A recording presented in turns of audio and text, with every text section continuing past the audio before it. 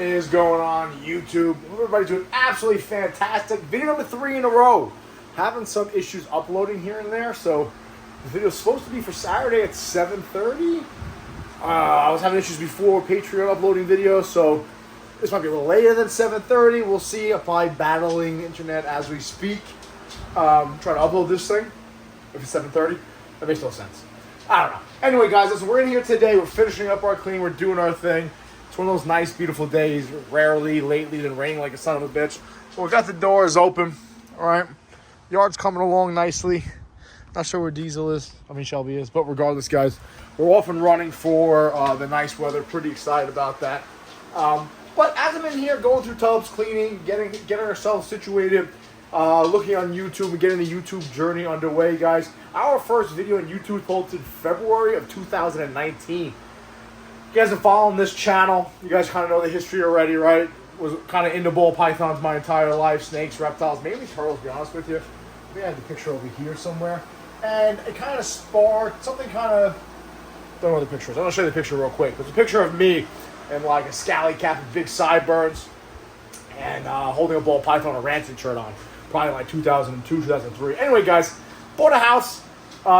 Kind of hanging out, decided to get a reptile. Ended up falling in love with a normal ball python. Had pythons my entire life, off and on, as well as boas. And long story short, ended up starting out blue line morphs. We started as what the hell was it called? Big Baker's balls, right? And then it transformed into blue line morphs behind us. And that was over 6 years ago at this point, guys. We've had about 4 or 5 successful seasons.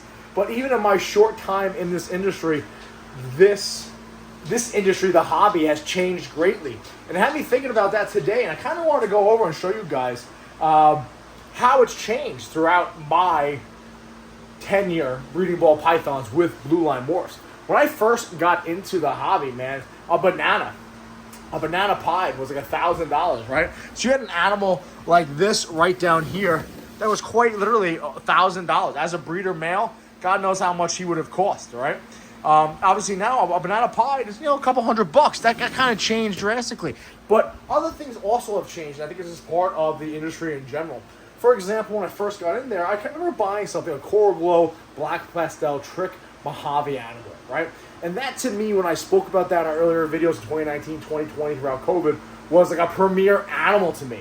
I thought I was the absolute man having that animal. Unfortunately, that animal kind of randomly passed away on me. He's like 5 or 6 years old, and one day he was in his tub dead. No reason. He ate, hanging out, and then he passed away. But we do have one of his offspring that we held back that's still kind of sitting here. We bred, I think, once, and he's kind of just been hanging out. But this guy right here is pretty much the exact copy of the dad, plus some other genes. We think there's a fire and OD involved in there also. So we actually think that is a fire, an Orange Dream fire, Black Pastel, Trick, Mojave, Coral Glow. All right? Now, he's an absolute stunner of an animal. And when I first produced this guy, we actually had him listed for $2,200. All right?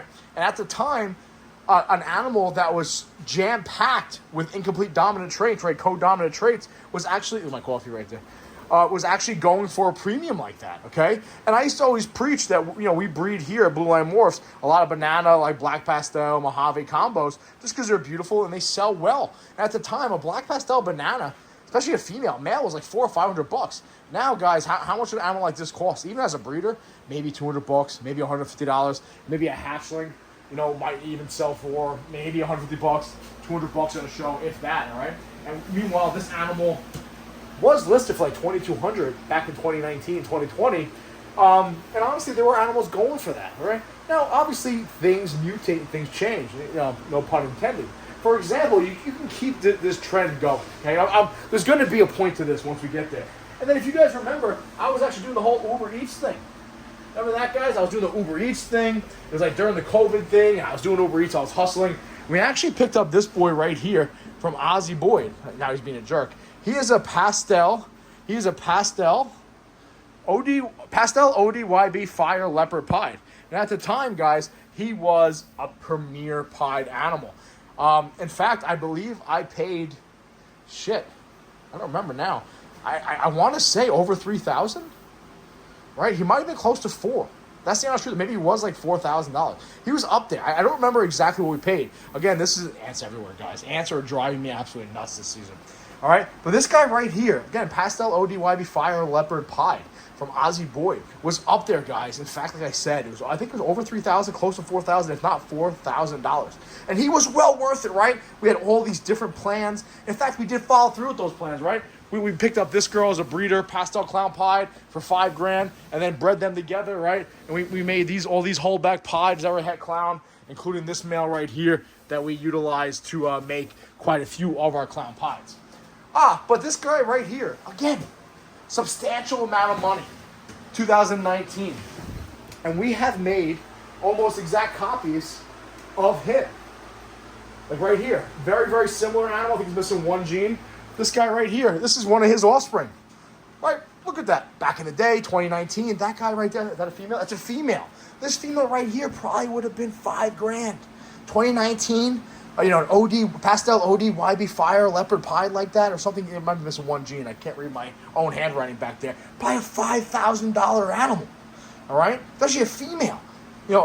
Maybe less, right? Time I started breeding them, but when I actually bought him, that female right there was probably $5,000. When I started producing, when he first started breeding for me, maybe $3,000 for an animal like that, all right? And the pieds were selling off the charts. But now, to be honest with you, a pied female like that, I think I have her up there on Morph Market, her and a male pied for like a combo price of like $600 or something like that. And even then, they've been sitting for a little bit. I haven't really been pushing it and blasting it out there, but they've been sitting. Even though it's a beautiful animal, nothing's changed genetically from those animals to the next. But like anything else, more animals are produced, more animals are out there, supply and demand. It's kind of simply how it goes.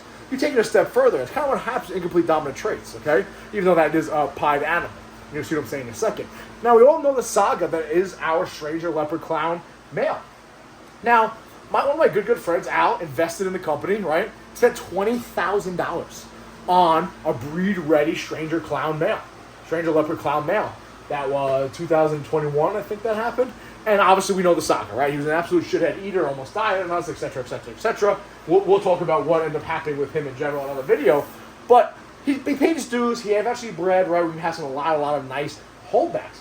But you check that out, guys, right? An animal like that, a Stranger Leopard Clown, was even as a hatchling was still wild money. And then you sit there right here. We have one right here. This is a male. This is one of his babies, all right? Kind of just hanging out, chilling. Right, he's getting nice and big. He's probably like 250 grams right now. He's been sitting on our morph market for probably, I want to say I might have him for like $1,000, which at that point, I don't even know if they're worth that right now, which is okay, all right? It's not the end of the world, but I have seen the industry change greatly when it comes to prices. Now, people will say there's COVID prices and stuff like that, and that's fine, but it just kind of shows the growth of the industry in general, guys, and how far this industry has come. Like, you take it another step further, right? You have an animal like this. This is, I believe, an Orange Dream Leopard Clown Pie, right? Reproduced here. One of the animals we just talked about. Now, she right now, about a little bit over a year old, probably about 900 grams, give or take.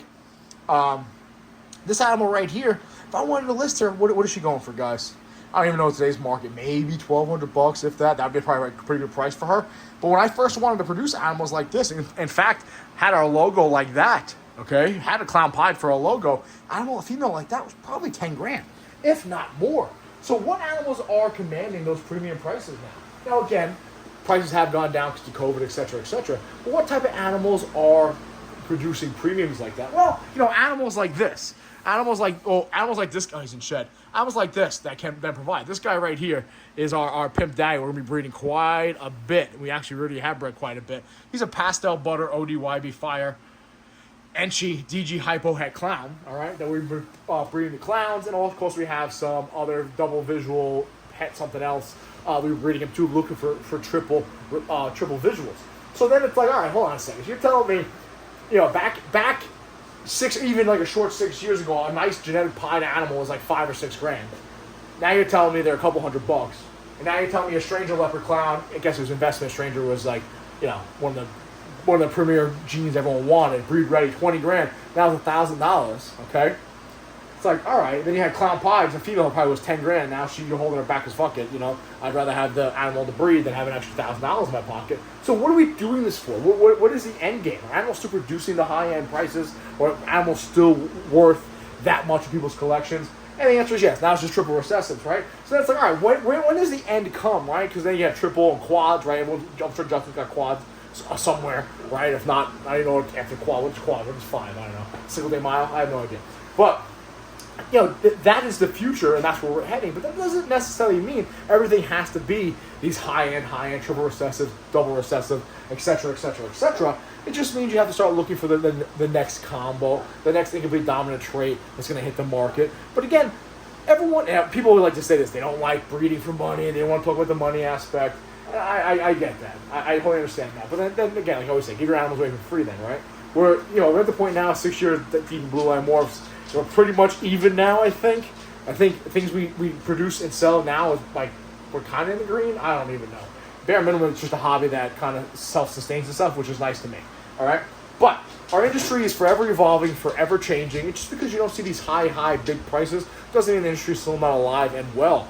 Okay? In fact, it just means that it's changed a little bit. Okay? You start gearing your products toward different things. And you know what? If an animal sells for a couple $100, cool. Awesome. Fan-fucking-tastic. If you can get into those high-end projects where animals are still selling for 3, 4, 5, 6, 10 grand, cool, awesome, have at it. But the industry has changed. All right, I've seen essentially Coral Glow, Black Pastel male selling for 400. The same time they were selling for 400, a pie that I've had 4 grand on 10 times.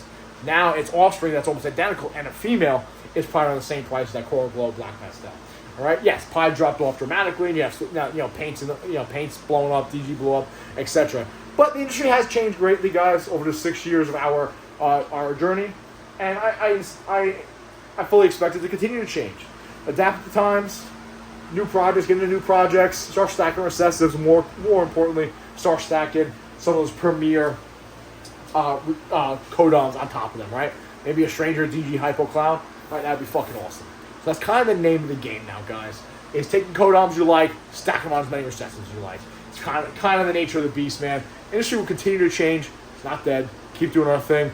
Keep doing what we got to do. Today is like the ultimate cleanup day. All this just going to get nice and tidied up. Pretty excited to have it nice and clean in here. It's kind of filthy. So bad, even the dogs don't want to hang out with me. Other than that, though, guys, that's all I got. I appreciate you guys watching. Be safe. Watch yourselves.